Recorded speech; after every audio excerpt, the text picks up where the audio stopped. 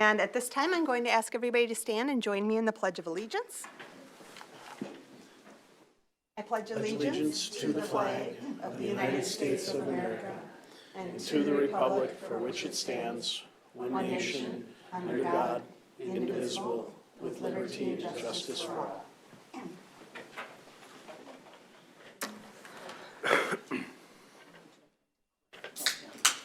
Oh, okay. And that's it, no treasure? Okay. For this evening's meeting, we have two board directors absent, both Amy Crosby and Stacy Ruel. Jonathan, I'm going to ask if you would serve as the clerk pro tem for the evening. Certainly. In their absence. Thank you. First, we're going to start with the truth and taxation portion of the meeting, and I'll turn that to Dr. Thomas. Thank you, Chair Nelson. Board of Directors, this evening, Executive Director Tammy Frederickson will walk us through our levy certification through a PowerPoint presentation.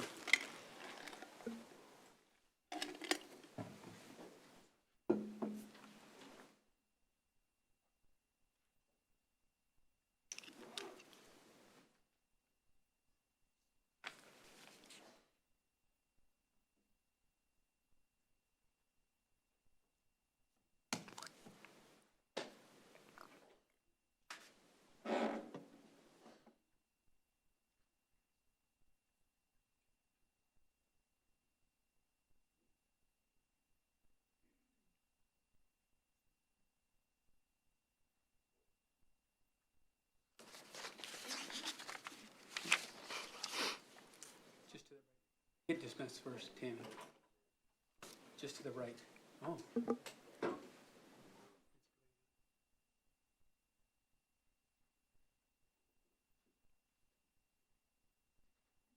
Please stand by. She's smiling the whole time. So. Oh, you have to sign into your account.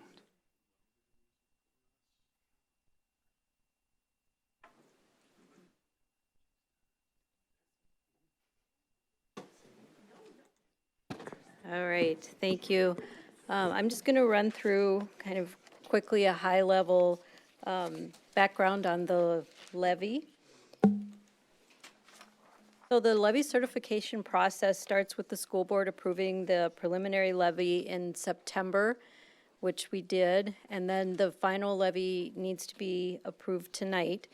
The levy that we approved tonight will show up on our taxpayers' property tax statements in May and October of 2023, and the district actually recognizes the revenue in the 23-24 school year. So it's kind of a two-year process. There are two ways that school districts can get levies. Either the state approves through a state formula and statute, or it's voter approved. And some of the factors that would impact changes in our taxpayers' property tax statements would be a change in the state formula, which would have to go through the legislature. There could be a change in sales ratios, which would affect the adjusted net tax capacity, and that is used in some of the formulas as they calculate the amounts, and if there's any change in compliance laws. And then the local voters would vote on bond referendum, operating referendum, or capital projects levy. And then other things that could affect the property tax statements would be things like inflation in the real estate market, any property tax improvement or property improvements that haven't previously been taxed, if there's changes in the assessed market value of the homeowner's property, or any changes in classification. So for instance, if you are homesteading and change your property to rental property, that would affect your property tax statement amounts. Some of the examples that we have in this district for levies would be the operating referendum, which is voter approved. And then in the past, we've had bonds or capital projects. And then the things, the levies that are dictated by state formula would be things like the long-term facilities maintenance, the community ed levy, which is where community service gets their dollars, equity levy, and then there's state formulas that are based on a district's unique demographics, and those things would be things like the career and tech ed levy, your achievement and integration levy, Q-comp levy, or lease levies, because those would be dependent on enrollment in the district or leases that are exist in the district. A lot of the formulas are based on enrollment. So our enrollment over the past 5 years has been slightly declining as we're moving forward. The birth rates in the county have been declining, so we're anticipating for 23-24, again, a slight decline in our enrollment, which will affect our total revenue, including those levies. So the levy certification that we'll be asking you to approve tonight looks very, very similar to the preliminary one that you approved in September. As you recall, we had chosen to certify the maximum amount of the levy. The only thing that actually changed in this levy was there was a slight decline in the long-term facilities maintenance. It went down by about $50,000, which reduced the total amount of the general fund levy. And then the community service levy and the debt service levy remained the same as what it was in the pre-certification. So the amount that the taxpayers can expect to see on the school tax levy is a decline of 2.19%. And if you look at the district history over the last 10 years, this is the first time in 10 years that we've actually had a decline in the levy. The last time there was a decline was in the 12-13 levy, which was for the 13-14 school year. And then also tonight, we're going to ask you to approve the final 22-23 budget. It's very similar to our preliminary budget, with the exception of we made the adjustments for the final audit increase in the fund balance.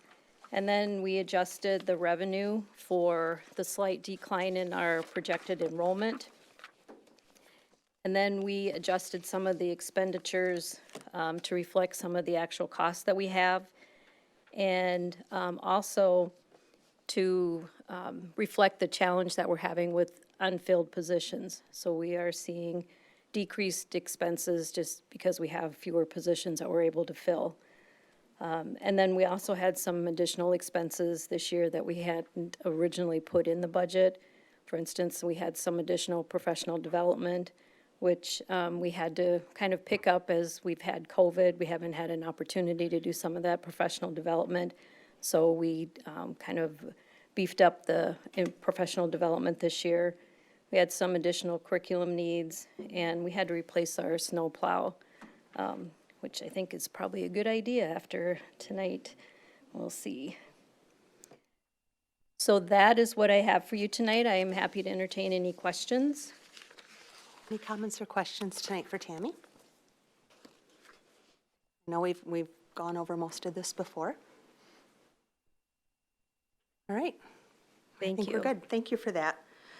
So at this time, we are required to open the floor if there are any public comments regarding the truth in taxation information this evening. So if anybody has come to speak this evening, I invite you to come forward to the podium. Nobody's coming up? All right, no comments this evening. Thank you very much. Next would be open forum. Martha, am I correct? There were no papers submitted for open forum this evening. So I will move on then and ask for a motion to approve the agenda as listed this evening. By Mary. Do I have a second? Second. By Enrique. All in favor say aye. Aye. Opposed? That carries 5-0 this evening. Next up will be the consent agenda. Consent agenda items are considered to be routine in nature and will be enacted by one motion. There will be no separate discussion of these items unless a board member or citizen so requests, in which event the item will be removed as a consent agenda item and addressed. This evening on our consent agenda, we have under financials, the check wire transfer disbursement summary, the wire transfer, EFT and ACH banking activity, the bank reconciliation statement for October 2022, PMA financial, monthly wire detail, monthly health and dental wire detail, monthly check detail, monthly ACH detail, monthly enrollment report, approval of the school board minutes from the regular meeting on November 14th, 22, and Canvas election results meeting on November 18th, 2022, and the study session meeting on November 28th, 2022. Under personnel items, we have candidates for employment as listed in your packet, resignations, terminations, and non-renewals as listed, district retirements as listed, and leaves of absence as listed, and the approval of the settlement resignation agreement. At this time, I would take a motion to approve the consent agenda as listed. So made. By Enrique. Do I have a second? Second. Second. Okay, I heard Jonathan and saw Julie. Mr. Jonathan, all in favor say aye. Aye. Opposed? That carries 5-0 this evening. Thank you very much. All right, next up we have Laker Pride, and I will turn it over to Dr. Thomas. Thank you, Chair Nelson and Board of Directors. This evening, we've got a couple of, sorry, I'm just going to pull up my agenda here. We've got a couple of pieces that we want to recognize, and I'm going to ask our Assistant Activities Director, Ms. Beth Fuller, to come forward. She'll be giving us an update with regards to our participation with co-curricular activities, and she will also give reference to a variety of students and those who participated in some of our co-curricular activities. You'll hear about them tonight, and we do have certificates of appreciation and gratitude for the students, and then we also have something special for her as well. So with that, I'm going to turn it over to you, Ms. Fuller, for the report. Okay, it says I need to log in. Is that true? Let's give that a try this time. All right, while she does Oh, that. hold on, here comes While she Justin. does that, can I jump back to an agenda item while she's getting set up? Martha Sure. caught me, and I skipped over the resolution for acceptance of gifts. This evening, we will be asking the board to accept gifts from the VFW, Prior Lake Savage Optimist Club, the Prior Lake Lions Club, the Prior Lake VFW Post 6208, Singwalds, Alfred and Joan Gallus, Paul and Charlene Burke, Ms. Chapin and the Westwood PTC, Integrated Manufacturing Solutions, Mystic Lake Sign Making Lab, and Miratech Corporation. So at this time, could I have a motion to approve the resolution accepting donations? By Julie. Do I have a second? Second. By Mary. Any comments or questions? Okay, this is a roll call vote. Jonathan? Aye. Enrique? Aye. Mary? Aye. Julie? Aye. Aye. That carries 5-0 this evening. Thank you. A special shout out to Martha. Thank you.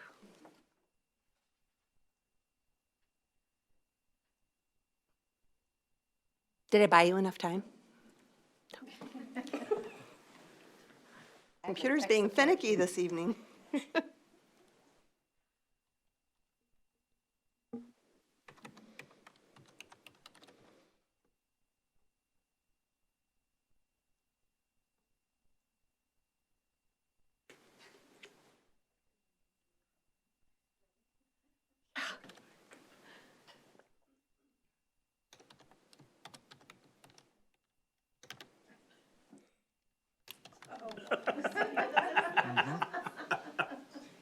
Don't worry, I know them all.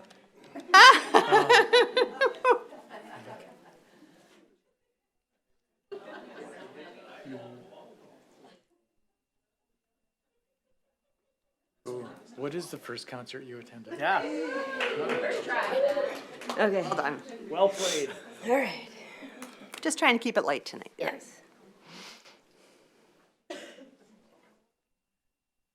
Okay.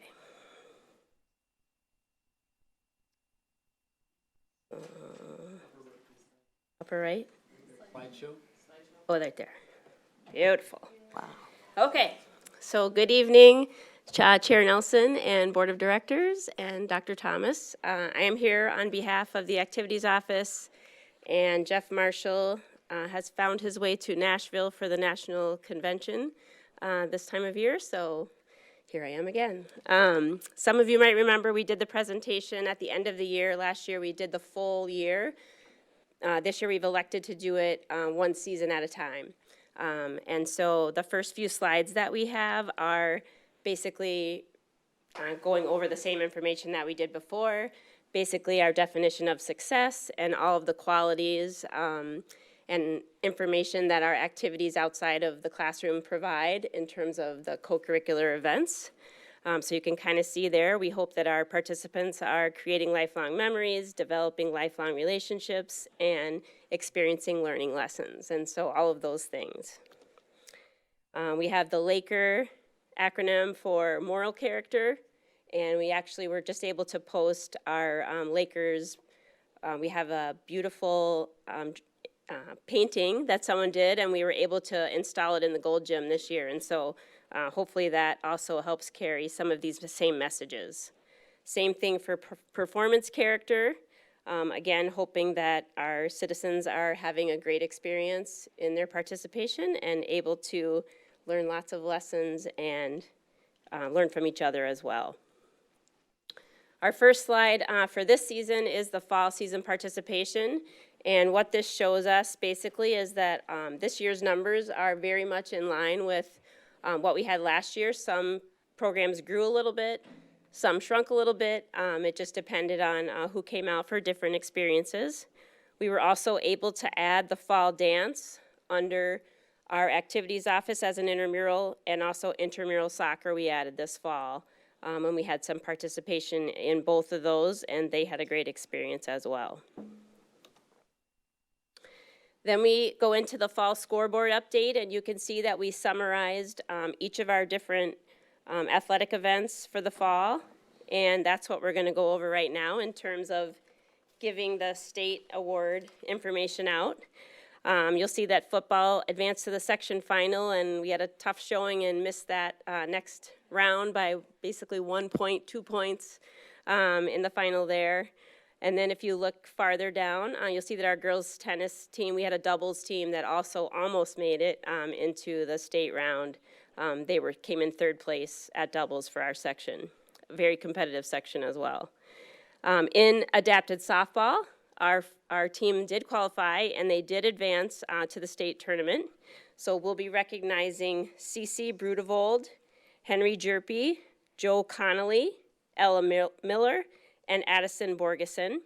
They did not place high in the state tournament, and so we don't have a picture of them because they were not in a mood to take a picture after finishing that day, but they did a great job, and it's always an honor to get to go to the state tournament.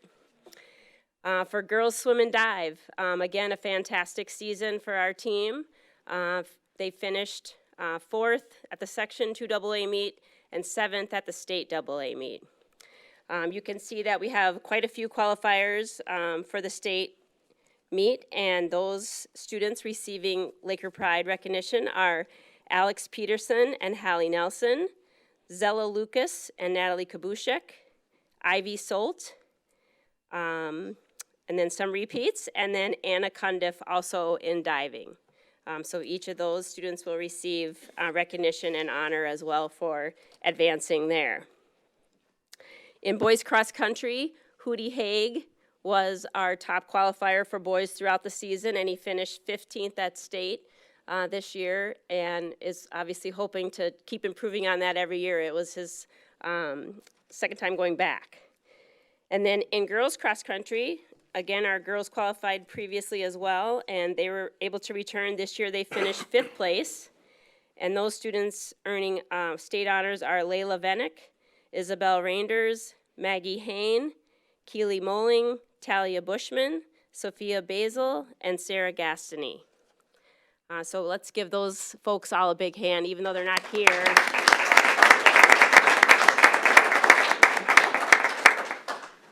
You can see we had a great fall. We were able to gather some photos of our fall experience. And just another shout out to everyone who helped organize or contribute to Tackle Cancer. That bottom lower photo is our dancers, our cheerleaders, and lots of fans out there supporting. And our booster group parents did a great job organizing that. And we raised the most money we ever have. So thank you for that. And then choir sent us an update to let us know that they had 12 singers qualify for the 9th and 10th grade honor choirs this year. And those students' names are listed there.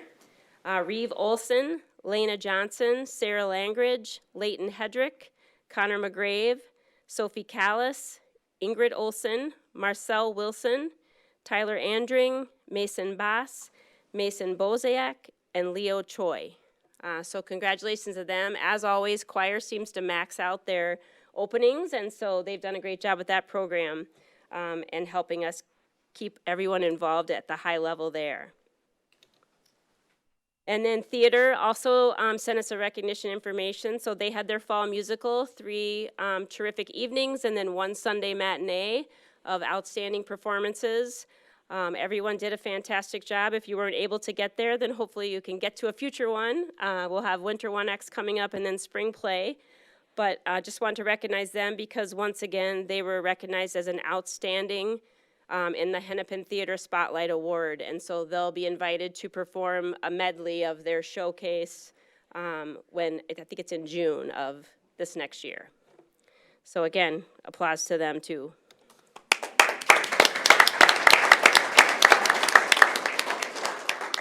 And then that's basically the end. We just want to make sure that we're recognizing everybody and know how grateful we are for everyone from the coaches to the custodians to teachers that come and support, staff members that help out in every way. We're just very happy and thrilled to always have so much engagement in our programming. So thank you. Comments or questions for Beth this evening?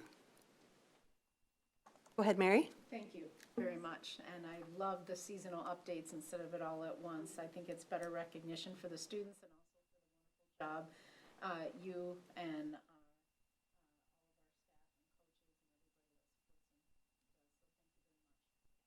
I'd like to echo that gratitude and also call you out, Beth, because you have to be one of the world's best cheerleaders. I can't go on any social media without seeing 14 posts an hour from you calling every single activity and sport out. Here, Bezic is competing with me this week. He is. I try to jump in his Instagram for him once in a while. So, but I want to thank you for that because it's one thing to be this busy and this organized. It's another thing to continue to cheer for every single student, no matter what they're doing. So my thanks to you and to Jeff Marshall and to all the coaches and staff. So thanks. And we've got some certificates of appreciation, so thank you so much for everything that you do. And this is for the staff and all the students that we recognized. Thank you very much. Yes, thank you.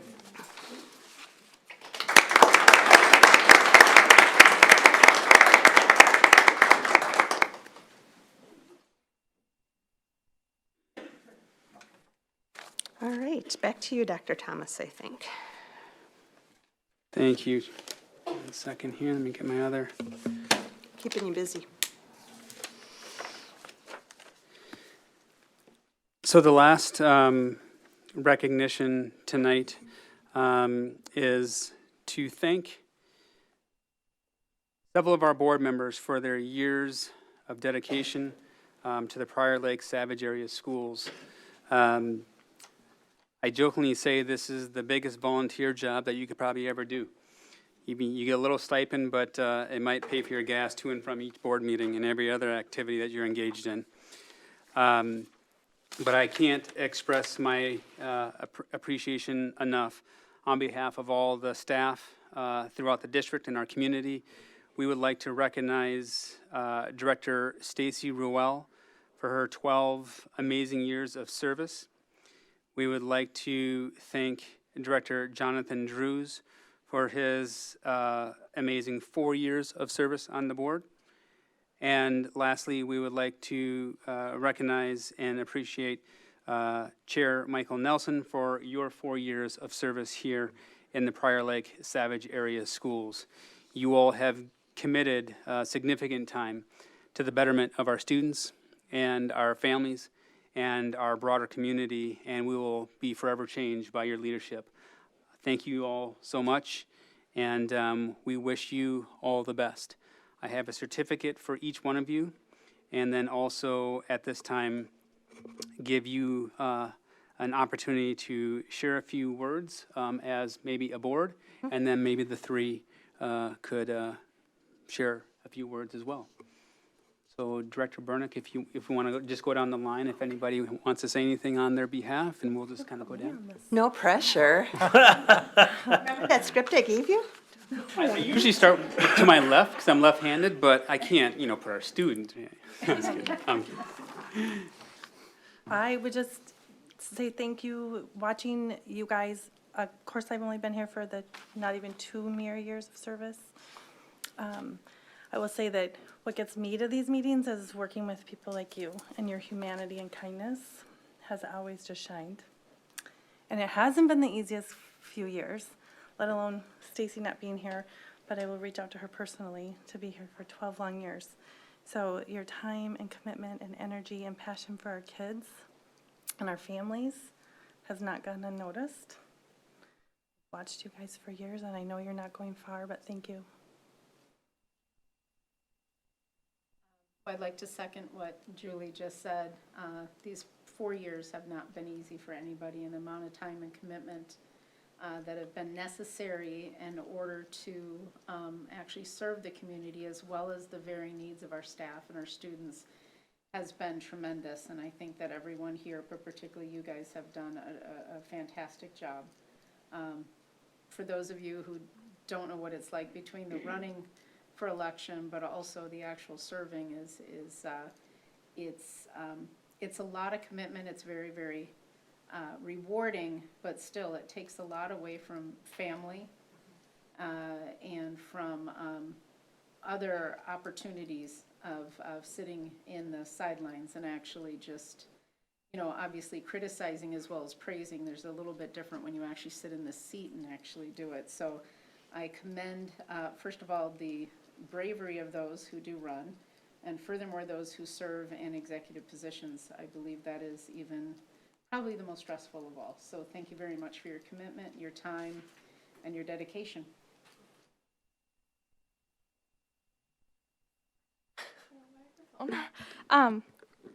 Okay, yes. Yes, thank you for just serving, and I know our students and our staff just greatly appreciate all that you do for the board and just making decisions and just connecting with other people around our district. So we just greatly appreciate your time and commitment that you serve to the board, so thank you.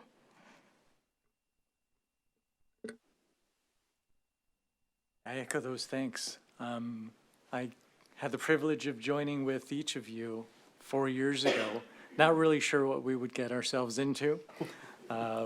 We thought the most challenging piece would be, what was that? Redistricting, boundaries, boundary changes, those kinds of discussions. We didn't always approach decisions from the same trajectory, but we had the same end goal in mind, and that was focus on our kids, focus on our schools, focus on the betterment for our community and our general public. And I think it was that realization that helped us kind of bridge gaps all the way across the board. Got to know each one of you very well. We weathered some significant challenges professionally, on the board, and then personally throughout each of these past 4 years. And I couldn't imagine a better cadre of individuals and just better human beings to serve with. Thank you. Thank you. And thank you, Stacy. Yeah. Not a ladies' first thing. I know, but I'm speaking for 2 ladies, so go ahead. I'm going to do my best to be somewhat brief. I didn't prepare anything, so I just have a couple little notes that I just jotted down before we started. Really, this has been, it's a bittersweet day, of course, right? I don't know that I will ever do anything that is as rewarding as what I have done over the past 4 years on this board, and the couple of years prior to that in just supporting and trying to get referendums passed and being involved with our school district. And so it's been one of the great joys of my life and one of the great honors of my life to serve this community that I love. There's been a bunch of thank yous for us. I want to give thank yous to the folks who were a part of that for me. And that journey started with teachers. I'm so grateful for what all of you do every day and what you did for my children and for my students. They had an exceptional experience. It's because of the teachers in the buildings every day, from Mrs. Lash, my kid's first kindergarten class, right? To Carr and Wagner and the guys who are out there who my kids loved through high school. And the people who made an even bigger impact, who know who you are on some of the things that happened that were challenges in my life, in my family's life. And so you make an unbelievable difference in the world in general and for me personally. So thank you. And one last call out on the teachers. I would not be here. I would not have served in this role if it weren't for Russ and Dana Reitz, who encouraged me to get involved. And so grateful to the two of them, excellent friends, for encouraging me to get involved. Big thank you to Dr. Thomas and also to Dr. Stallo, having served with her for a long time. Dr. Thomas, I feel like one of the greatest things that happened in my tenure on this board is installing you as our next superintendent. I have high hopes, high expectations, and I'm confident that your leadership will live up to them. Serving alongside Dr. Stallo was also a privilege and an honor. She became a good friend. And it's about our students, right? There aren't many students in the room, but I got opportunities to play the ukulele alongside music class in Westwood. I went snowshoeing with Lisa Henningsen's fifth graders. Those are the moments that I will remember, and seeing Foundations in its pilot stage before it was even rolled out, and seeing what we're doing in the classroom to provide that opportunity for all of our learners. So very proud. Finally, obviously, my last thank you is for my family. My kids inspired me in many ways to run in the first place. They wanted the future Lakers to have the great experience that they had, and they encouraged me. And my wife encouraged and endured that process. Spouses of school board members are a little, a little brethren or a little group of people who have an understanding for something that nobody else does, right? And so I'm grateful to my kids. I'm grateful I got to serve alongside one of them for a year on this board and hand her a diploma. That will be a highlight of my life, right? And so it's been a wonderful, wonderful experience, and I'm grateful for this community for entrusting me for a few years to help do the right things for the school district. And I'm confident that we will continue to educate all learners to reach their full potential. And I'm confident of the board that is coming in behind me that they will continue that good work. That's hard to follow. So I'm going to cheat and start with Stacy. Stacy sent me some comments. Stacy Ruel, if you don't know, has served for 12 years on the school board, and that followed many years as a district volunteer and leading referendum efforts. And I have been jokingly saying this evening that after serving 12 years, that's the equivalent of going to school throughout all of PLSAS and not getting to walk graduation.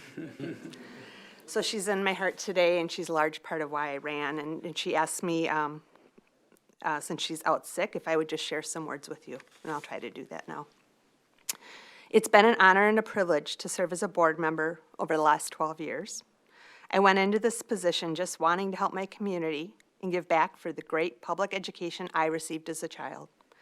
to help serve in the community in which I live. It's had its challenges, but I felt so blessed to be part of this journey. There are so many to thank, and I don't want to miss anyone, so I'm going to simply say this. Thank you to all ISD 719. You have shown me what true heroes look like. You have put your heart and soul into what you do every day. It does not go unnoticed. Our community is so fortunate to have you serving its students each day. To my fellow board members, past and present, thank you for bringing your best each day and truly keeping students at the center of all of our decisions. I'm honored to serve alongside you. And there are 3 people who deserve my most sincere thanks, and that is my husband, Dave, and my 2 daughters, Katie and Maggie. They have endured countless hours and meetings that have taken time away from our family during the past 12 years. Thank you for letting me do one of the things I have loved for so long, and I love you. All my best, Stacy.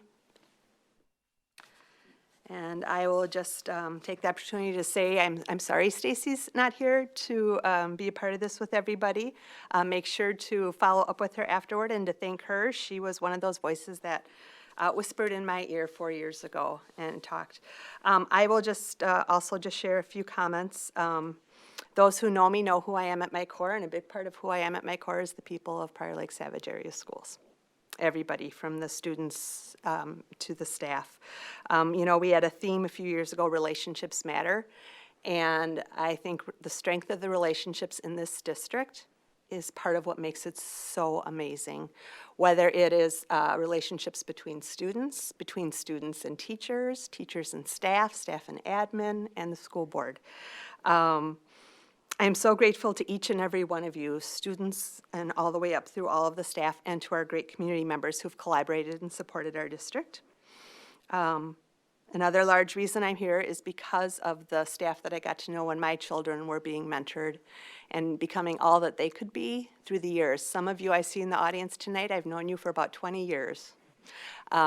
From Mrs. Lash, our first kindergarten teacher, all the way through to some of the high school teachers in the room who still have my youngest, who is a senior.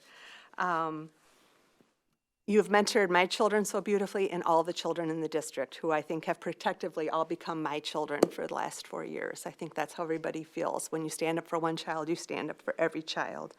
And to the staff who work alongside the teachers, from the custodians, to the counselors, to the paraprofessionals, to the secretaries. There are just so many stories of every single staff person who has not only helped students, but has helped me over the years. My family often teases me they don't like to go to public events with me in the district because I spend an extra hour talking to every single person I see when I'm going through the building.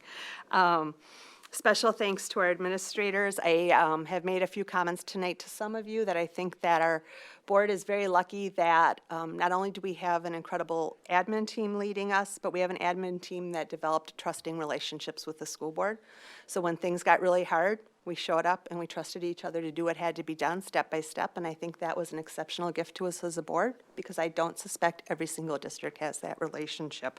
It's true that our only employee is the superintendent, but everybody who worked with the superintendent showed up and trusted us and worked with us, and we got through some hard things. Thank you to Dr. Terry Stallo, who I served with for several years and who mentored me, and I learned quite a bit from, especially about loving everybody in the district. And a special thank you to Dr. Thomas, who I am sorry I won't have more time to work with, but I won't go far, and I'll be keeping an eye, and I'm so excited to have your leadership going forward.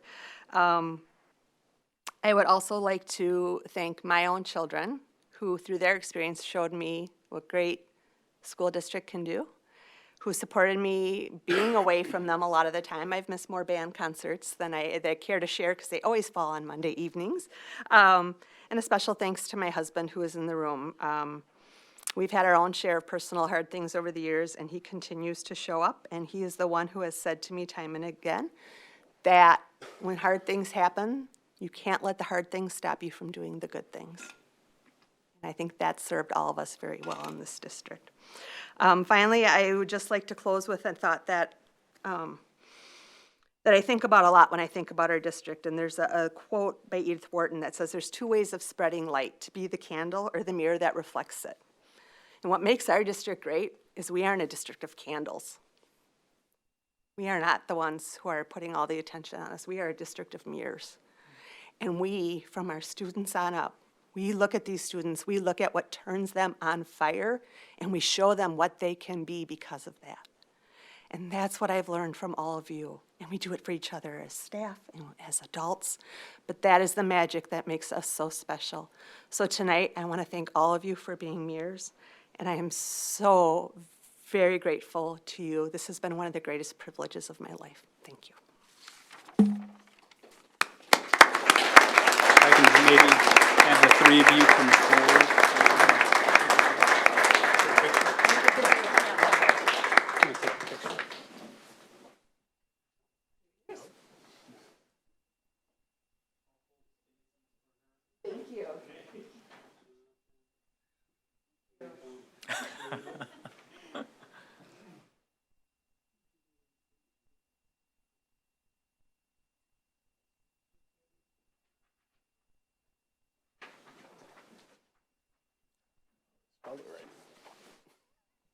Could I just add that I forgot to thank my fellow board members up here? Yeah, I was thinking the same thing, Yeah, actually. I will say that, that most of you know when the days got the hardest, when there were days that we weren't sure what we were doing on the school board and how hard it was and what the right steps were, that we all agreed with each other, let's just keep showing up, and nobody left the table. This is a phenomenal group of 7 who sits around the table, and I'm optimistic for the 7 that come in January. So thank you very much, everybody. Now we'll move on to personnel. Oh, my husband wanted a picture? You're good? Okay. We'll do it after. He's off to the next band concerts. All right, thank you. And so now we will move on to personnel, Dr. Thomas. Thank you, Chair Nelson, Board of Directors. This evening, we'll have our interim executive director, Emily Herman. She will be presenting on a couple of additional staffing requests here for the board this evening, as well as some updates on contracts. Thank you, Chair Nelson, members of the board, Dr. Thomas. The first one for 10A is the approval of additional staffing for certified staff. The request is bringing forward is to add 2 FTE to the TOSA position for additional staffing to address the student needs and center-based program enrollment, to bring 4 of our elementary schools with center-based programs to a full FTE for a dean position. The increase will come from the general fund. All right, comments or questions for Emily? All right, board action is requested. Do I have a motion to approve the additional certified staffing as listed? So made. By Jonathan, second by Mary. Okay. All in favor say aye. Aye. Aye. Opposed? That carries 5-0 this evening. Thank you. Thank you. The next agenda item, 10B, is the approval of additional staffing for co-curricular. This is to bring a unified advisor to the student-led group due to numbers and participation and responsibilities and advisors needed to support this activity. This is coming from the general fund. Okay, comments or questions on this budget item? Julie? Is this a new position? Correct. This is a new position for this year's budget that was not in the previous year's budget. And is it already staffed? Yes, they have a staff member that is doing this work. Okay. Anybody else? All right, do I have a motion to approve the additional co-curricular staffing this evening? So made. By Julie, do I have a second? Second? By Enrique. All in favor say aye.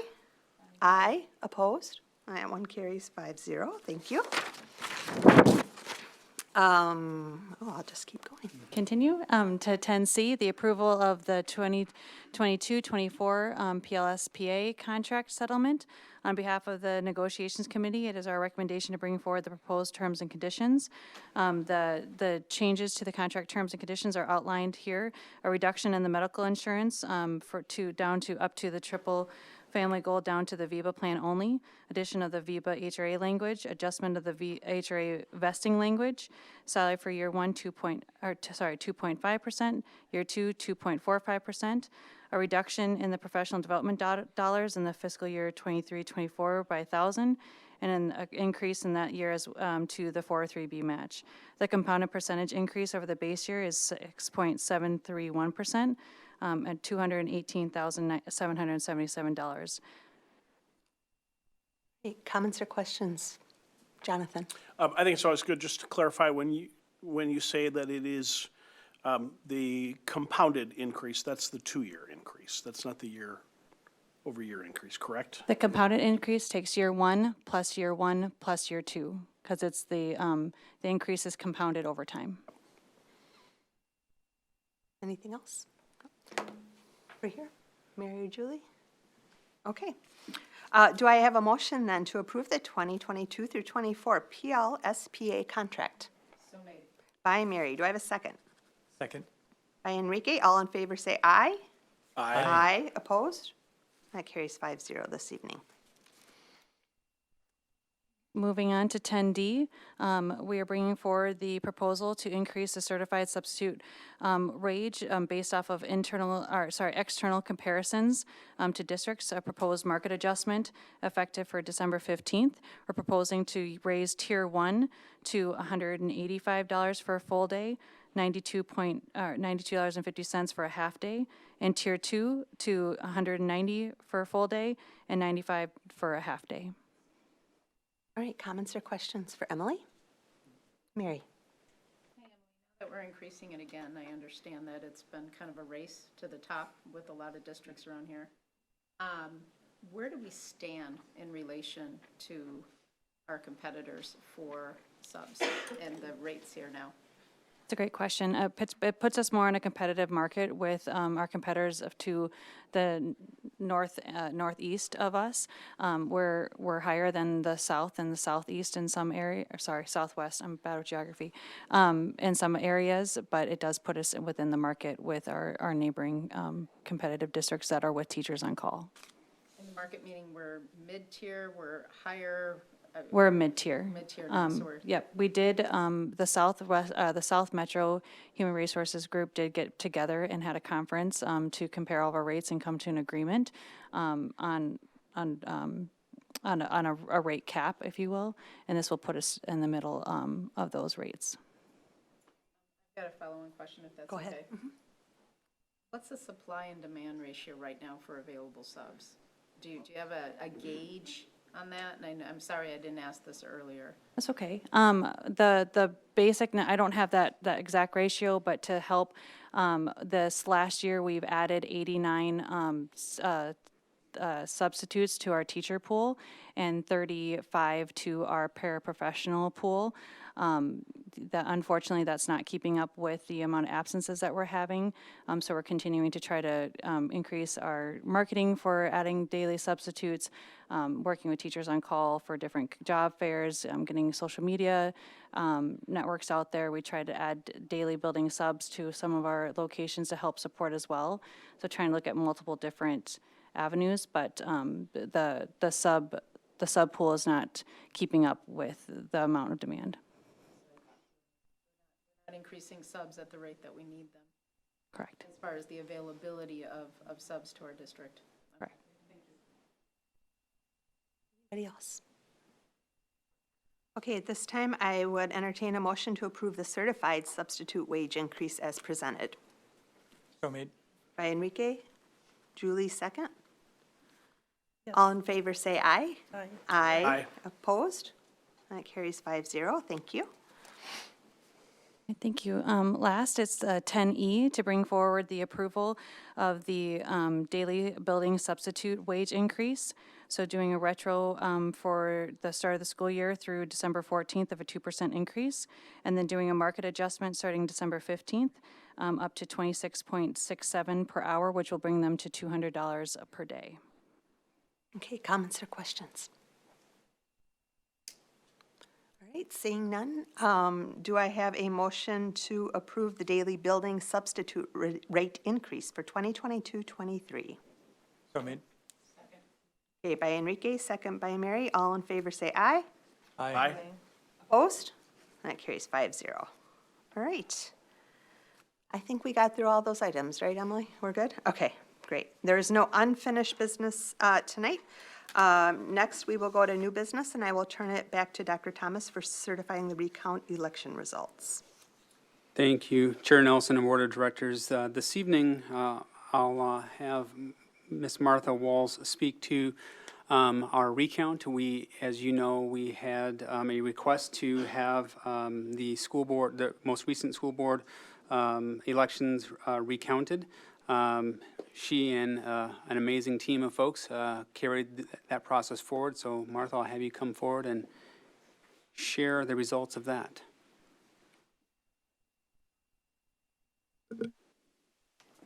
All right. Chair Nelson, Superintendent Thomas, School Board. We finished counting 23,241 voted ballots. They were touched not only once, but they were touched 10 times. So we're talking 232,410 ballots were touched and counted.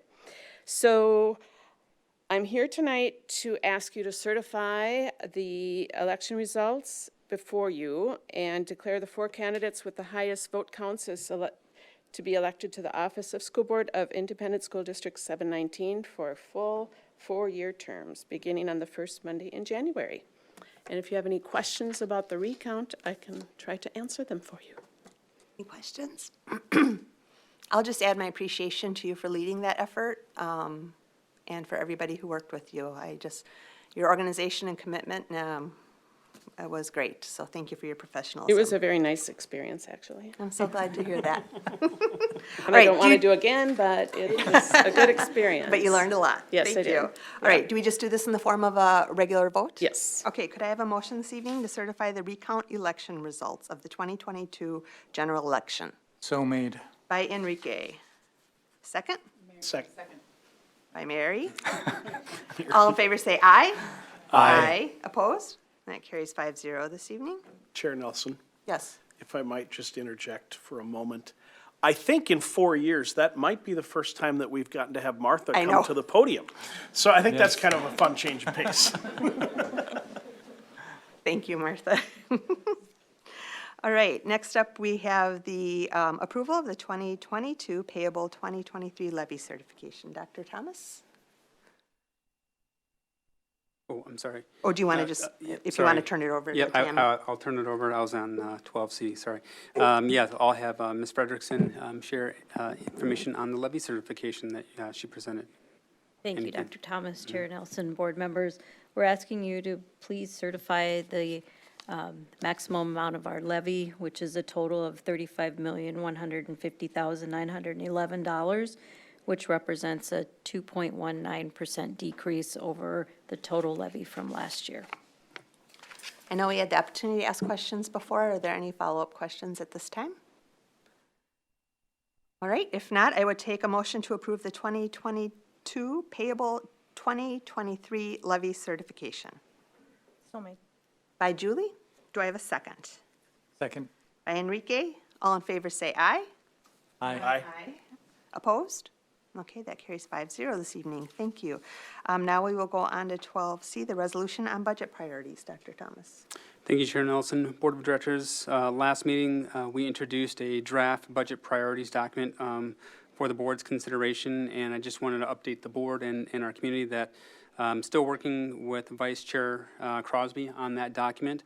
It's not required for us to initiate the budget process, but again, I think this will be something that will carry over into the January with the new board and bring any perspectives forward with that document in January. Okay, great. And just a reminder, if you had feedback on that document, please send that to Amy Crosby. That's where, I think I've heard several of you say before, if you want to know what your values are, look at what you spend the money on, and here's an opportunity to get those values clarified. So I know we have several key things listed in there. So please take your opportunity to reach out. And I know I had a call just today about mental health, and I know that's listed on there. So make sure you send your thoughts to Amy, and she can draft and work with Dr. Thomas on that going forward. Thank you. Next up would be a vote on the 2022-23 final budget approval. This evening, Chair Nelson, Board of Directors, you heard the presentation about the final budget during the Truth and Taxation portion of the meeting. I'll turn it over to Ms. Frederickson. Should you have any additional questions or clarification prior to the vote? Thank you. We are asking you to please approve the final budget proposal. The general fund will be $111.6 million, and the expenditures will be $111.9 million. Okay, I know she covered this earlier too. Any additional comments or questions at this time? Okay, seeing none, I would take a motion to approve the 2022-23 final budget. So made. By Jonathan, do I have a second? Second. By Enrique, all in favor say aye. Aye. Opposed? That carries 5-0. Okay, moving on to 2023-24 open enrollment. Thank you, Chair Nelson, Board of Directors. Tonight we'll have Ms. Frederickson again speak to the annual open enrollment conversation that we have with the board each year. Specifically, being in a choice state, students and families have an opportunity to choose any district that they should desire. I would be willing to say that this is the best district in the Southwest Metro, and would definitely welcome any student and family who is interested in enrolling in our district. But obviously, outside of our district catchment area, we do have our share of students and families who choose to open enroll into our district who are not residents in our district. And that certainly speaks volumes to the high caliber of staff and programming that we have to offer here in our district. And so with that context, I'll turn it to Ms. Frederickson. Thank you, Dr. Thomas. We're asking you to formally tonight approve that we continue to have open enrollment through January 30th, at which point then we can look at our capacity moving forward. But we're asking you to please approve acceptance of open enrollment for the 23-24 school year. Thank you. Any comments or questions? All right, could I have a motion this evening to approve the 2023-24 open enrollment? By Mary, do I have a second? Second. By Julie, all in favor say aye. Aye. Opposed? That carries 5-0. All right, next, approval of the 2023-24 school calendar. Dr. Thomas. Thank you. This evening I'll have Dr. Edwards come forward to speak about the two calendar items that we have on the board agenda for you this evening. Thank you, Chair Nelson, members of the board, Dr. Thomas. I'm excited to be up here tonight to speak to this particular agenda item. As you recall, at our last study session, we brought forward a recommendation for your consideration of a possible gathering of additional information to bring a calendar proposal forward with additional early release days. And we had brought forward, or I had shared with you feedback that we had collected from our staff. And as you recall, as I shared at that meeting, we had 75% of our staff who responded to that survey in support of the notion of adding additional early release days. And we had a teacher who joined me sharing what we specifically would do with that time. And it was, you gave us permission at that point to move forward and to poll our parents. And so between November 30th and December 5th, we put out a survey to our parents and gathered their feedback. And I'm also excited to report to you tonight that we had support, and we posed a couple of questions. First of all, specifically interested in their feedback regarding early release and also spring break. I'll speak to the early release response first.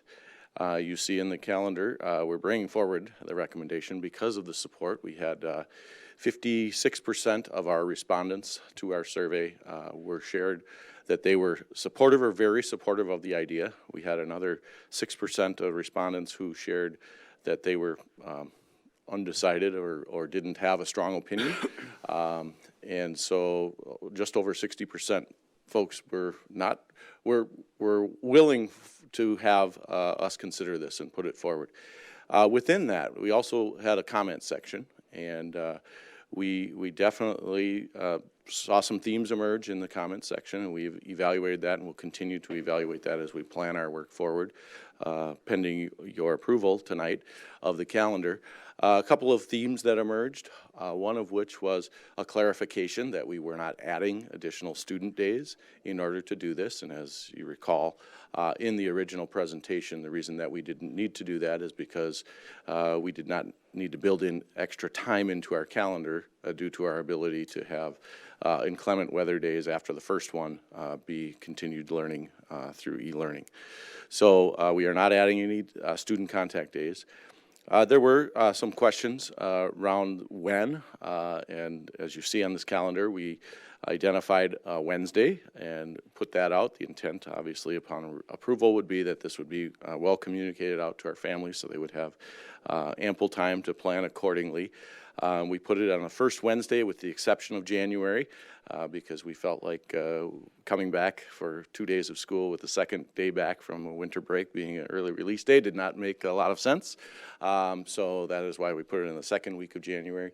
But beginning in October, we have early release days. And again, to reiterate what was shared from our staff member who joined me last time, what we would do with that time certainly allows us to plan for better meeting the needs of our students. And beginning in October, beginning to look at student data and look at what it is that we need to be in real time adjusting our teaching practices and supports in place to help our students succeed at higher levels.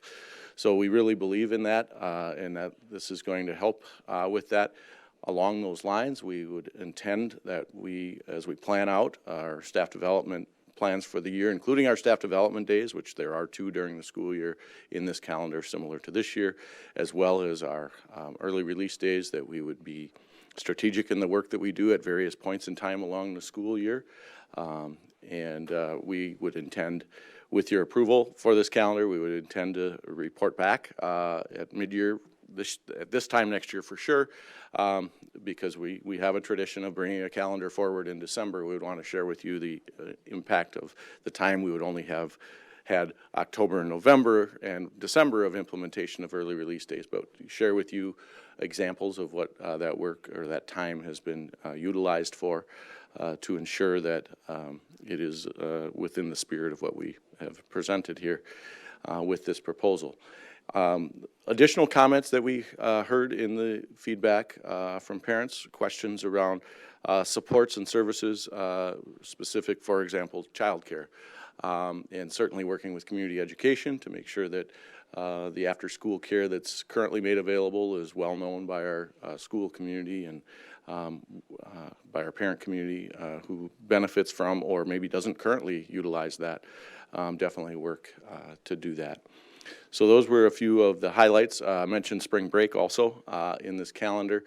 As you might recall, I shared a couple of weeks ago that from a staff perspective, it was generally in favor of keeping the spring break as it was in April, and somewhat surprisingly to me, and we hadn't previously asked the question, but since we did ask the question, that was also the desire of the parents by a narrow margin. I believe it was 53% in favor of the April. And that actually works best in our school calendar for instructional reasons because it aligns with our quarters at the conclusion of our third quarter. So that is the calendar that you see before you. And I think those are my summary comments of our process. Just for context, we had just over 2,500 respondents to the survey, parent response, so fairly strong participation rate of parents weighing in and giving us their perspective on the questions that we asked. And frankly, we hadn't asked any questions of our parent community and the at least time period that I can remember around feedback on calendar as we did this most recent time. So, Comments or questions before we vote on this? Mary. Thank you very much, and thanks for reaching out to the community for their opportunity to submit their vote as well as their opinions and comments. I am a little curious about the distribution of that 2,500. Did you find more people from elementary or middle school responded than high school? It was actually a very close split. I don't have the specific numbers in front of me at the moment and recall, but we were pleased by the cross-section of respondents. Sometimes you don't get that, but we definitely did. Felt like it was from that perspective we were hearing, and certainly in the comments, we were hearing different perspectives around that as well. So yes, it was definitely a cross-section, similar to the response from our staff that participated as well. Second question, are we going to send out a reminder to parents about these early release days? And is there any opportunity, particularly for those in they do have a hardship, are we able to accommodate for any of that? Yeah, definitely, and that was what I was suggesting, working with our community education, certainly our communications office, and making sure that we, not only once we have the calendar approved and posted and all of that, but ongoing to make sure that people are aware of that change. And I think generally speaking, our sites do that too. Sending out the bell schedule, for example, for a given day, because that's typically different at the secondary levels as a result of the early release day. So typically those schools, and I know certainly the elementaries as well, because of pickup, car pickup and all of that. So definitely multiple ways in which we get that word out in advance, not only once the calendar is approved and posted, but also ongoing in preparation for each of those days. Anybody else?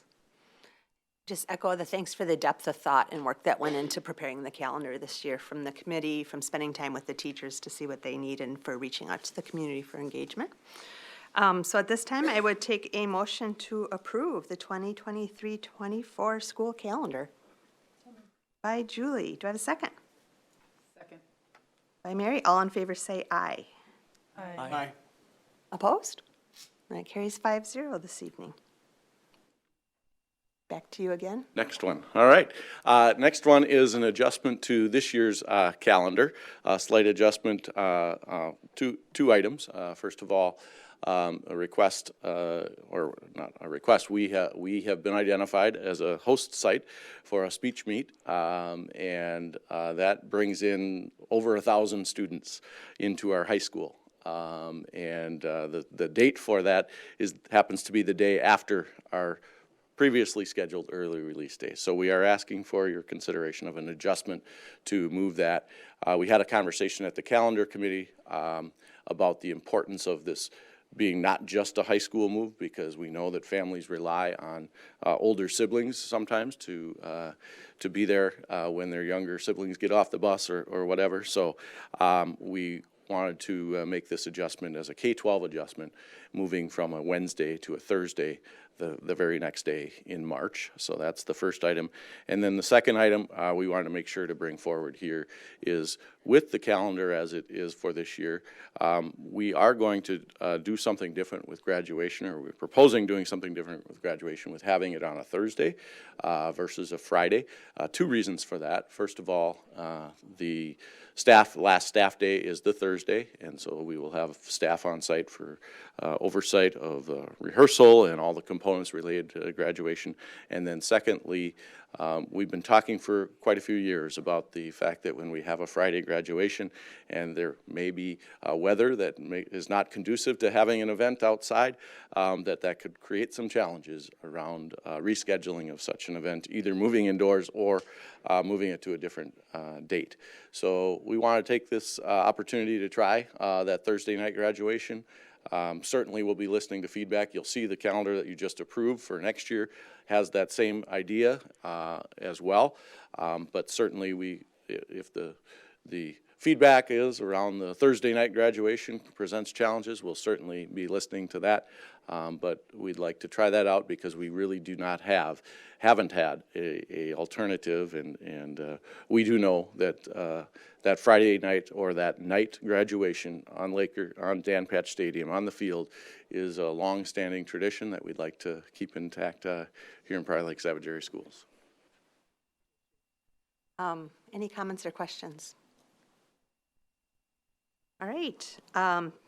I will take a motion to approve the adjustment to the 2022-23 school calendar.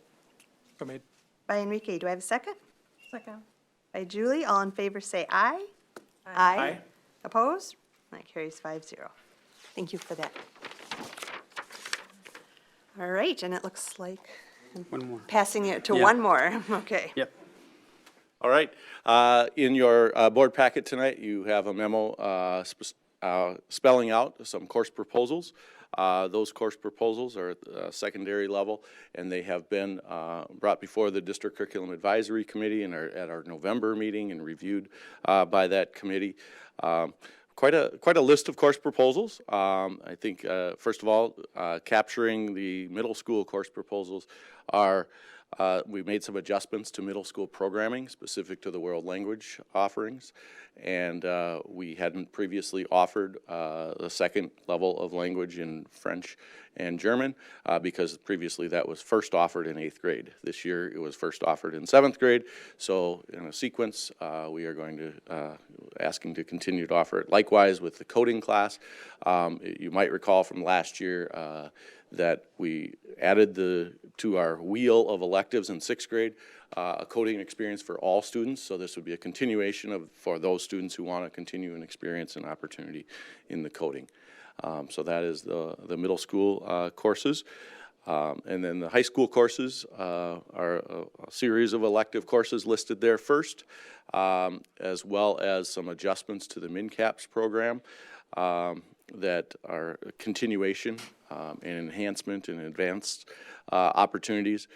We actually had a District Curriculum Advisory meeting tonight as well, and we were revisiting, speaking to those courses just a little bit further, and specific to the MinCAPS program, certainly looking at how we continue to provide those experiences, those deep experiences for our juniors and seniors to take their learning beyond. We were talking about the idea that students getting those hands-on experiences through a field experience of some sort, and there's much demand for that coming from our students that are participating in MinCAPS to continue and have additional opportunities for that. And then finally, as we move our inaugural class from our Spanish immersion, dual immersion, who are currently 8th graders at our middle school, move them forward into the high school. We are offering 3 course opportunities there, and unique to these course offerings are that these courses will be not only available to those students who have been a part of our Spanish immersion experience in the district, but we're also going to begin what I'll call recruiting. Should this receive approval tonight and end up in the registration guide, the recruitment process for students to add to our candidate pool, if you will, for courses in that program. And so we'll begin not only the recruitment process for students in January through the registration process, but also begin that staff recruitment process as well to find qualified staff should those programs have the demand to be offered, which we are very hopeful they will. Thank you. Comments or questions right now for Dr. Edwards? Mary? So first of all, I'm sorry I didn't make it to the meeting earlier today, but I was part of the conversations before. And I believe that we had a specific concern about the ASL recruitment.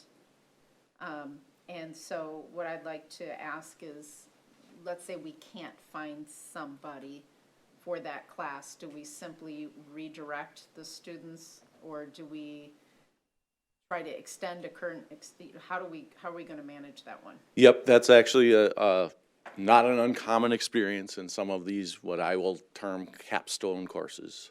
We have a history of having some of those things, and we certainly, I know our guidance counselors work very closely with students in those situations to explore what options might be available for them. But we do believe with this this addition of concurrent enrollment to this course, we're hopeful that that will draw in additional, and that's really something that our actually when I was thinking about this as we were looking at the budget priorities, that document that you all were reviewing earlier this evening, expanding those college and career ready opportunities for our students, I think falls into this category. So I'm hopeful, but at the same time know that we will have to look specifically at the number of students who are looking for that and what creative solutions we might have to come up with should we not be able to run those courses. Question was, first of all, I appreciate the continuation. But I understand that we still have a cap of students that we need in order to make sure that those classes actually occur. And we have diminutive numbers as you go grade to grade in the immersion. So with that in mind, we have 3 classes here. Obviously, one is Spanish for heritage speakers, which is something we've talked about before. So I'm glad to see that one, but I'm also interested to know, we don't need all 3 of them in case we can't fill them. Correct.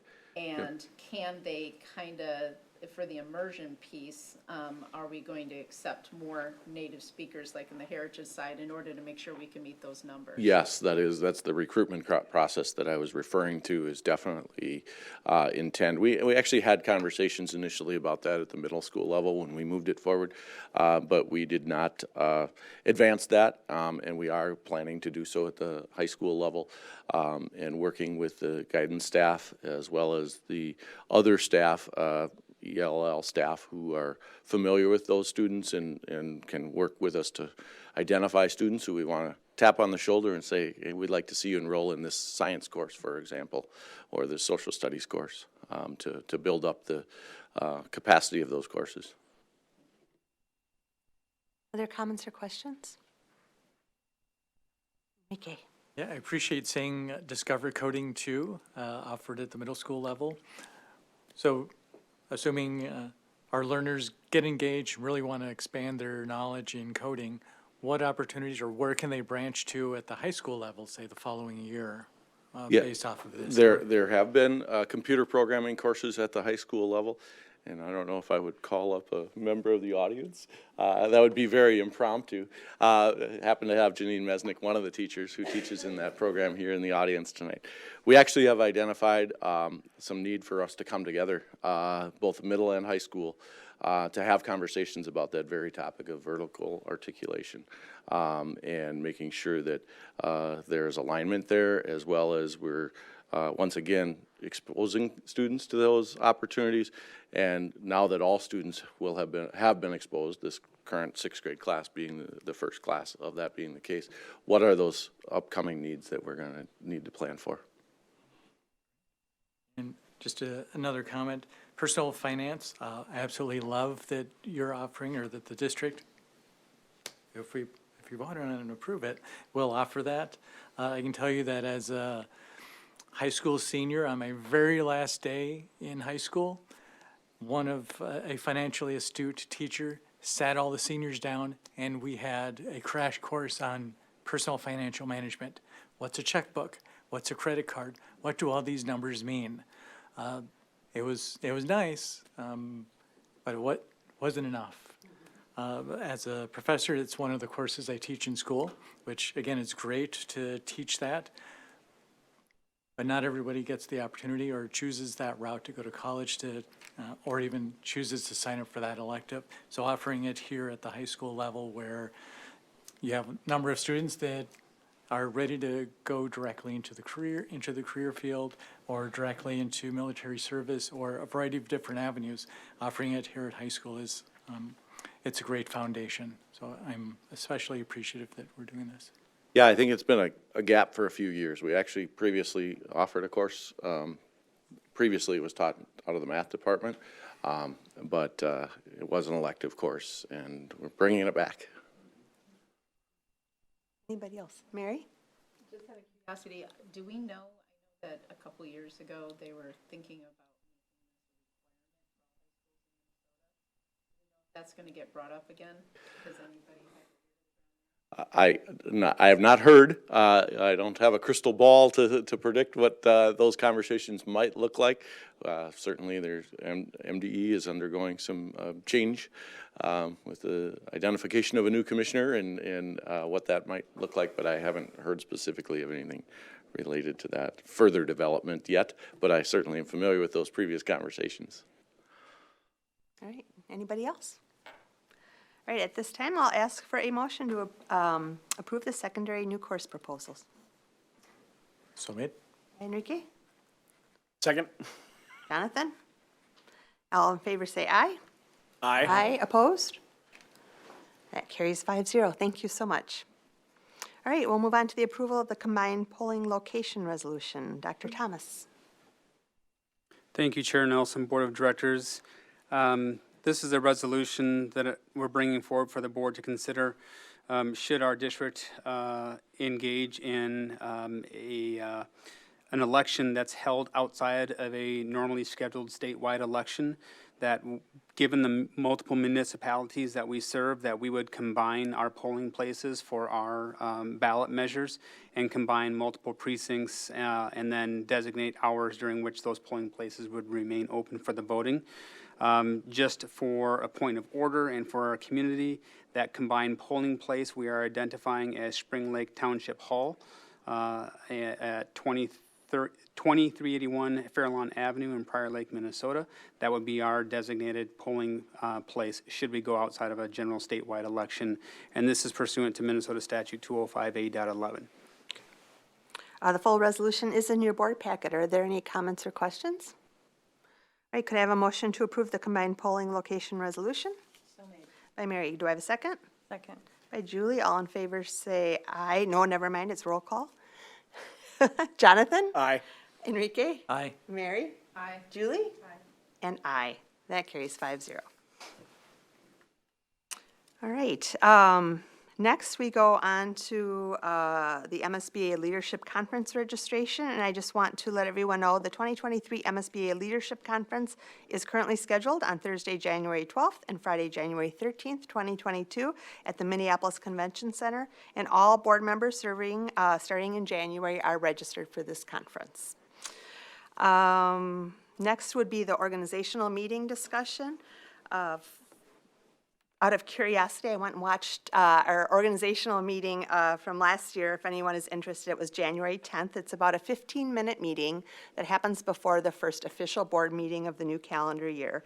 And in that meeting, what will happen is it will begin with Amy serving as the temporary chair. And at that time, she'll be accepting nominations for the 3 executive positions on the board, for chair, vice chair clerk, and for treasurer. And once that is established, people will then change seats. And there are a few other routine items that get taken care of at this meeting, such as the naming of the official newspaper, who our legal counsel is, some basic details like that. As well as at that time, board committee positions will be passed out and assigned. And in terms of board committee positions, I will most likely tomorrow send to every board member who will be serving in January, so our 2 new board members and the current board members, a list of all the board committees that you have the opportunity to serve on. And what I will be asking for you to do is to let me know if you have a particular interest in serving in one of those committees or more. You will all be assigned to committees, but if you have preferences, strengths, I also am trying to include all of the meeting dates and times, or at least a general idea of when they meet, so you can see if your schedule aligns with those committee meetings. So let me know what would work for you or what you're interested in, and then I will work to make those assignments, and I'll also be working with Director Crosby on that. If you currently serve on a committee as a community member and are not assigned to be the board member at that committee meeting, then the role you would take is if you ever wanted to go back to that meeting, you would be an observing board member. So in other words, if there's 3 people on the finance committee and you want to go listen to it, then you just have to go to be an observer at that meeting. You can't participate as a community member on that meeting. So hopefully that makes sense. So we will make those assignments. They will be, Martha will help get all of that into a document, and that will be passed out at the organizational meeting as well. I will send all of you the same email, but instead of sending it to you as a group, I'll send it to you individually, so you can reply directly without risking doing a reply all, and then violating open meeting laws, but you will all get the identical email. Please express if you want me to let Amy know that you have an interest in being nominated for an executive position, and then if you have any committees that you think you would be a strong contributor to or have particular interest or scheduling constraints, and we'll try and get that all set. And again, if you want to review what that meeting is like, it takes about 15 minutes, and last year's was on January 10th. Any questions or comments on the organizational meeting? All right, moving on to policy. The policies being brought forward for policy review, as you saw in your packet, have no to very little changes, but I'll just name them each in case there's any questions or comments on this first introduction. 101 is the legal status of the school board. There are no changes recommended. Anybody have a concern about this one? Introduction. This is just the introductory reading. Policy review, yep. Not the official first read, but just the preliminary, yep. How about policy 101.1, the name of the school district? There's been no change recommended. Everyone's laughing. Okay, policy 102, the equal educational opportunity. There was a listed language change, changing including but not limited to, and one other small change that was made and added to the revised board packet. Any comments or questions there? Okay, policy 103, complaints, students, employees, parents, and other persons. There are no recommended changes at this point. Anything to call out or ask? Go ahead. On this one, I just wanted to make sure that we, for the forms, et cetera, that we included a link to the form or to the place where complaints can be made.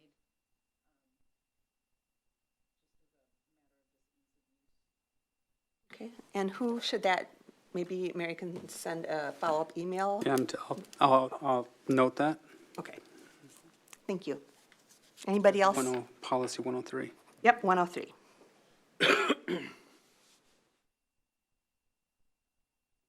Anybody else on that policy? All right, thank you. 104, school district mission statement. No changes recommended. Comments or questions? All right.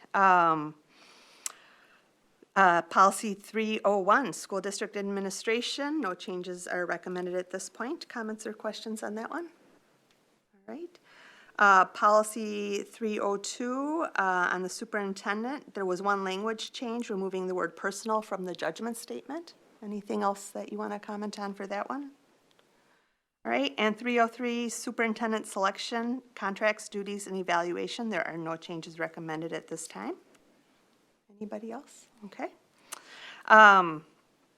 Policy 304, superintendent job description, evaluation, and timeline. No changes recommended? And policy 306, administrator code of ethics. No changes recommended. Any comments or questions on those introductions? All right. We took a lot of nice, easy ones to go through there. We're next up on our first reading of policies, our first official read, Policy 506, Student Discipline. I know board directors were asked at the last meeting to email their comments to Dr. Thomas, Dr. Edwards, and Emily Herman, since there was a lot of discussion at the table. I know I submitted some, and they were noted in the changes. Any follow-up comments or questions on this policy at this time? You have two versions, one with the strike-through marked and one that's cleaned up for easier reading. In the strike-through, just a point of clarification, was per the I'm not sure I understand. was per the consultation with our attorneys. So what you see as revised was a follow-up with the comments from the board with our attorneys. So if you did send changes, did you find them okay, and is there any follow-up?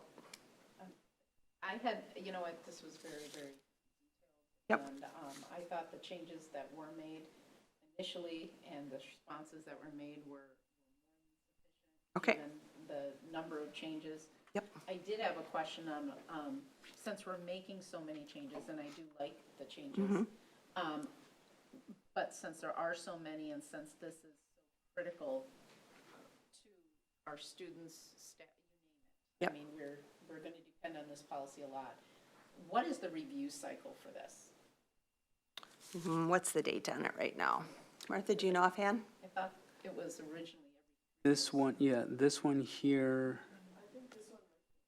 Yeah. yeah. That's what I was Yep. wondering. I couldn't find Yeah, that. the last time we looked at it was 2020. The one I have here. Or was that the last time it was amended? Last time it was, this was the last time it was adopted by the board with changes. All right. So it will come forward again next year at this time? Okay, good. Any other comments or questions on this policy? All right. Then policy 506.1, bullying prohibition. There were no changes to this policy and none brought up at the last meeting, I believe. Any other comments? Okay, and then finally, policy 804, energy efficiency, had a few small grammar changes that you saw changed in your board packet. Any comments or questions on that one? All right, thank you. No second readings tonight, and tonight we do have board policy approval of, it looks like 8 policies. I'll ask the board, as I typically do, if I list the numbers, would you entertain taking them in one vote? Or do you want any of them pulled out? One vote. One vote is good? Okay. So I will be asking in a moment for a motion to approve policy 509.1, policy 213, policy 203, policy 208, policy 201.1, policy 204, policy 205, and policy 215. Could I have a motion to accept the policies as listed? By Mary. Do I have a second? Second. By Enrique. All in favor, say aye. Aye. Opposed? And that carries 5-0 this evening. Thank you. All right, we will go now to administrative reports, and Dr. Thomas, you're first. Thank you, Chair Nelson. Board of Directors, just a couple of things for some updates for the board and the community.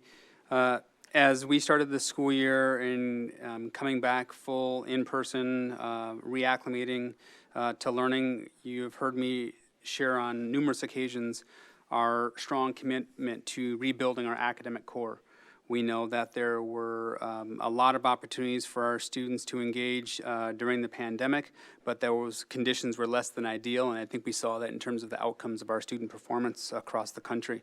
And so here in our district, that has been a real strong focus for us, specifically on math and reading as cinder blocks for a lot of other disciplines to be built upon. I will just say, give you an update on our math curriculum. We are in the process of piloting a couple of different math curricula here in the district. As we looked at our performance for our students with math, that was one area that we knew that from a curriculum standpoint, we needed to do something different so that our students would be more responsive to that math curriculum. We are providing additional teacher training on the 2 math resources that are currently in that pilot phase. Bridges, published by Math Learning Center, and Reveal, which is the other, that's published by McGraw-Hill. That professional development will take place in the second week of January for our staff that are in that professional pilot. We will continue to gather feedback from our staff, and we're doing that on a formative basis, but we'll do that on a formal basis as well, summative basis, I should say.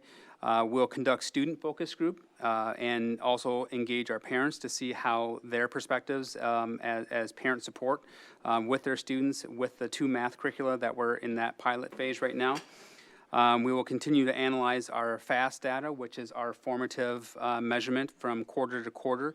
We'll do that and see how that data compares to those in the pilot and those in the control, if you will, our current math curriculum.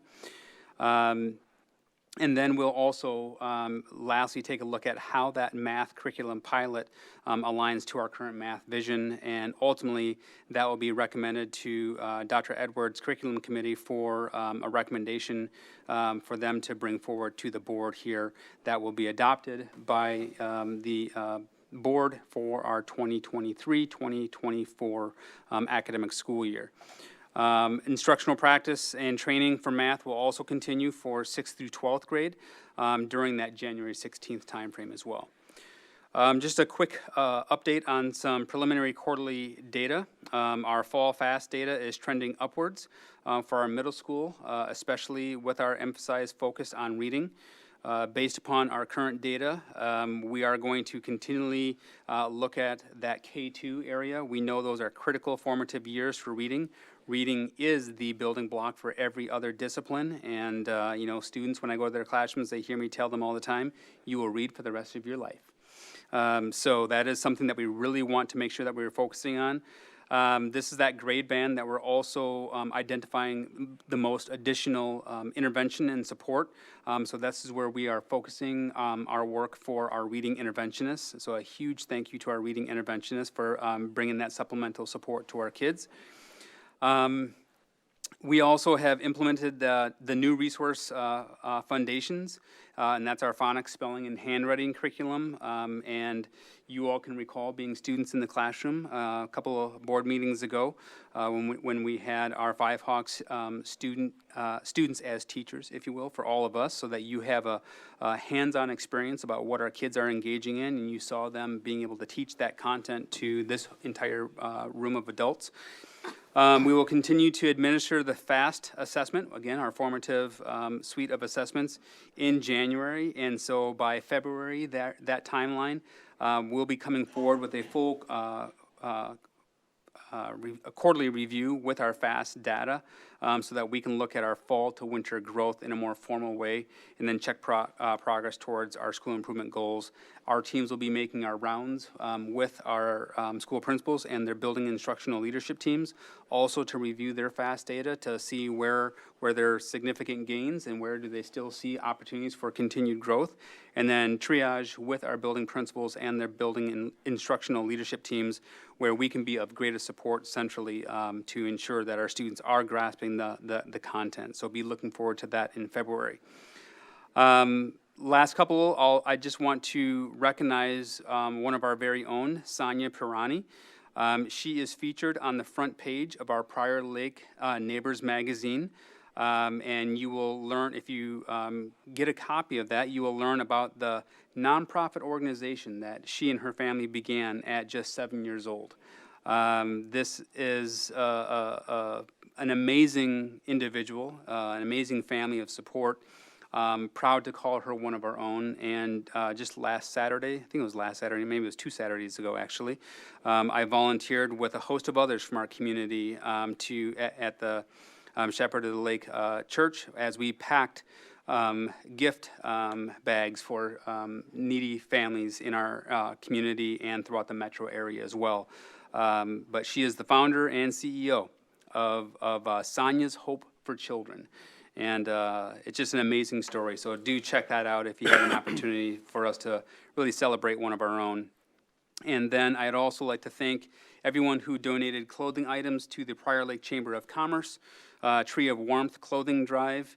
All winter clothing items are currently being distributed to students throughout our district who are in need during this season. And so it just speaks to the heart of this community, the heart of this district, that we want to take care of our own. And I've shared a couple of opportunities where I spent time with our junior optimists as well at the high school and their ability to give back during this season. It's critically important, and I just want to say thank you to our students and our adult advisors as well at the schools that are really helping our students not only academically but also giving back and participating in our community. And this is our last board meeting before we close out for the season, so I just want to wish all of our students and our families and our broader community a joyous time and spend time with your friends and your family. And be safe, and we'll see all of you next year. Thank you. Are there any administrative reports this evening? Okay, board reports. Ariana. Thank you. I am happy to announce that last month we finished up our No Shave November fundraiser. In total, we raised $5,264. So, Congratulations. yes, thank you. Our winners were our choir teachers, Miss Erlinson and Mr. Hahn. Those teachers are always at the top of the leaderboard. They're very competitive, which is good. A special thank you to our Special Events Committee on Student Council for putting on that amazing fundraiser and all those who donated. We're very proud of our school for doing that. This month, we are busy working in our winter committees, and our winter dance theme and date will be announced shortly after we get back from Christmas break. We are also looking forward to caroling with NHS for the Build a Hand Foundation. That is happening this Wednesday, and this is an organization which builds prosthetic hands for those who have lost them or who just no longer have arms or hands. So we will be donating that money to that organization. So hopefully it will be warm on Wednesday for us to go caroling from house to house. And then our community service committee is also busy with bell ringing for our Salvation Army. So we're making sure to keep busy this holiday season, and it is very nice to get involved with our community and with those special organizations. And then lastly, our Caring and Committed Conversations is taking place this Friday at Jordan High School. This is an opportunity for individuals from different schools all over to kind of talk about issues not only in our schools but also in our communities, and ways for us to kind of help us kind of come together and look for ways to kind of take action in our community and in our schools as well. So I know a couple members from Student Council are attending that this Friday, so it should be fun to learn the things that they talk about at that event too. So. Great, Thank thank you. you. I appreciate the updates on not only the social stuff, but all the community service that is happening. That's fabulous. Board reports this evening. Updates. everyone. Enrique. Yeah, the other Jonathan. Sorry, a little punchy. I had the privilege of serving as a delegate for the Minnesota School Board Association this past Friday and Saturday. We opened up Friday with a presentation from Peter Leatherman of Morris Leatherman, and it was kind of a fun topic. 2023, a light or a train at the end of the tunnel. And it was basically, we'll see. So I have that presentation, and I'm happy to share it. A lot of what was covered was really his organization. It's a public policy or public opinion gathering source. So post-election, they polled people all across the state to gather input and gather feedback from a lot of the different challenges we see both at the district level, at the state level, and national level, to gather perspectives. Where do people land on different areas and different ideas and different themes that just started to emerge. We've also been through some really challenging economic times these past 4 years. Who's counting? But just kind of gauging people's financial situations personally, because a lot has happened during the pandemic, and then things are continuing to shift with supply chain issues, with the Great Recession or the Great Resignation, Great Reshuffling. So just kind of gauging people's tolerance for financial situations that we have now versus 3 and even 4 years ago, and have these different